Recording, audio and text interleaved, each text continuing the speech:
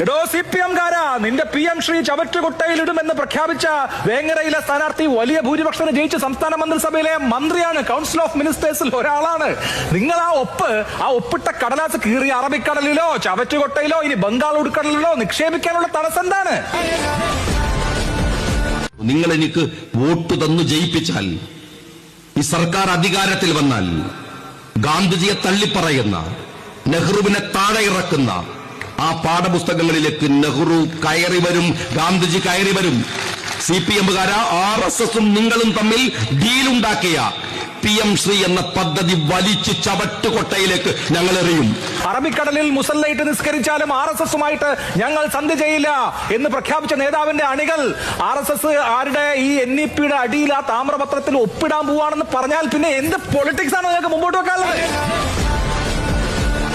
UDF അധികാരത്തിലെത്തിയാൽ PM ശ്രീയുടെ കാര്യത്തിൽ എന്ത് നിലപാടെടുക്കും എന്നാണ് അന്ന് പ്രതിപക്ഷ നേതാവായിരുന്ന ഇപ്പോഴത്തെ മുഖ്യമന്ത്രി പറഞ്ഞത് എന്ന് കേൾക്കാം. അല്ല, നമ്മൾ ആലോചിക്കും, നമ്മൾ ഇതിന്റെ എതിർപ്പ് അറിയിക്കും, ഈ പരിപാടി നടപ്പാക്കില്ലെന്ന് അറിയിക്കും. ഉറപ്പായിട്ടും അത് കോൺഗ്രസ് സ്റ്റാൻഡാണ്, ഞങ്ങൾക്കത് ചെയ്യാൻ പറ്റില്ല. ശ്രീ ജിൻഡോ, അത് കോൺഗ്രസിന്റെ സ്റ്റാൻഡാണ്, ഞങ്ങൾക്കതേ ചെയ്യാൻ പറ്റൂ. ഞാൻ കൂടുതൽ ചോദിക്കണ്ടല്ലോ, ചോദ്യം ചോദിച്ച് വിഷമിപ്പിക്കണമെന്ന് എനിക്ക് ആഗ്രഹമില്ല. കേന്ദ്രം നൽകുന്ന ഔദാര്യം അല്ലല്ലോ ഈ പണം. നമ്മൾ ഈ പണം നമുക്ക് വേണ്ടേ? ഫണ്ട് വേണം എന്നുള്ളത് കൊണ്ടാണ് ഈ പദ്ധതിയിൽ ഒപ്പിട്ടത് എന്നിപ്പ പറയുന്ന മുഖ്യമന്ത്രി അന്ന് അതേ വാദം പറഞ്ഞ വി ശിവൻകുട്ടിക്ക് കൊടുത്ത മറുപടി കൂടി നമുക്കൊന്ന് കേൾക്കാം. മുഖ്യമന്ത്രിയും ധനകാര്യമന്ത്രിയും പറയുന്നത് കേരളത്തിൽ ഒരു സാമ്പത്തിക പ്രതിസന്ധിയിലാണ്. വിദ്യാഭ്യാസ മന്ത്രിക്ക് മാത്രം എങ്ങനെയാണ് സാമ്പത്തിക പ്രതിസന്ധി ഉണ്ടാകുന്നത്? കിഫ്ബി മുഖേന മുഴുവൻ വിദ്യാഭ്യാസ സ്ഥാപനങ്ങളും അന്തർദേശീയ നിലവാരത്തിൽ എത്തിയെന്ന് പറയും. അന്തർദേശീയ നിലവാരത്തിൽ എത്തിയെങ്കിൽ പിന്നെ എന്തിനാണ് ഇങ്ങനെ ഈ സറണ്ടർ ചെയ്തിട്ടുള്ള ഈ പണം എന്തിനു വേണ്ടിയിട്ടാണ്? ശരി, അപ്പോ വളരെ വ്യക്തമാണല്ലോ. ഇപ്പൊ പറയുന്നു ഫണ്ട് വേണം, പണം വേണ്ടേ എന്ന് അദ്ദേഹം ചോദിക്കുന്നു.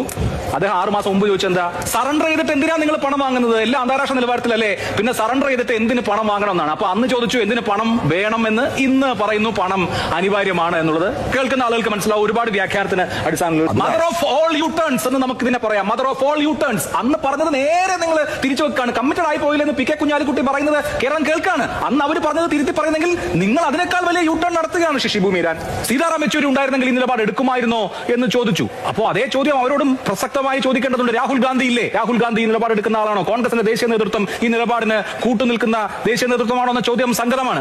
രാഷ്ട്രീയ നിലപാട് മാറിയത് ആരെങ്കിലും ബ്ലാക്ക്മെയിൽ ചെയ്തിട്ടാണോ എന്നാണ് അന്നത്തെ പ്രതിപക്ഷ നേതാവ് ചോദിച്ചത്. സീതാറാം യെച്ചൂരിയാണ് ആ പൊസിഷൻ ഉണ്ടായിരുന്നെങ്കിൽ ഇത് ഒപ്പുവയ്ക്കില്ല എന്നാണ് ഞാൻ വിചാരിക്കുന്നത്. ഇപ്പോൾ അദ്ദേഹം സമ്മതിക്കില്ല. ഈ 1000 കോടിയുടെ കാര്യം നേരത്തെ ശിവൻകുട്ടി പറഞ്ഞപ്പോ എന്താ അന്നത്തെ പ്രതിപക്ഷം പറഞ്ഞത്? അങ്ങനെ സറണ്ടർ ചെയ്തിട്ടുള്ള പണം നമുക്ക് വേണ്ടെന്നാണ്. VD സതീശന്റെ ബൈറ്റ് ഞാൻ നേരത്തെ കേൾപ്പിച്ചിട്ടില്ലേ? സറണ്ടർ ചെയ്തിട്ടുള്ള പണം വേണ്ട എന്ന് അന്ന് പറഞ്ഞ ആളുകൾ ഇന്ന് മാറ്റുമ്പോൾ അത് യു ടേൺ അല്ലേ?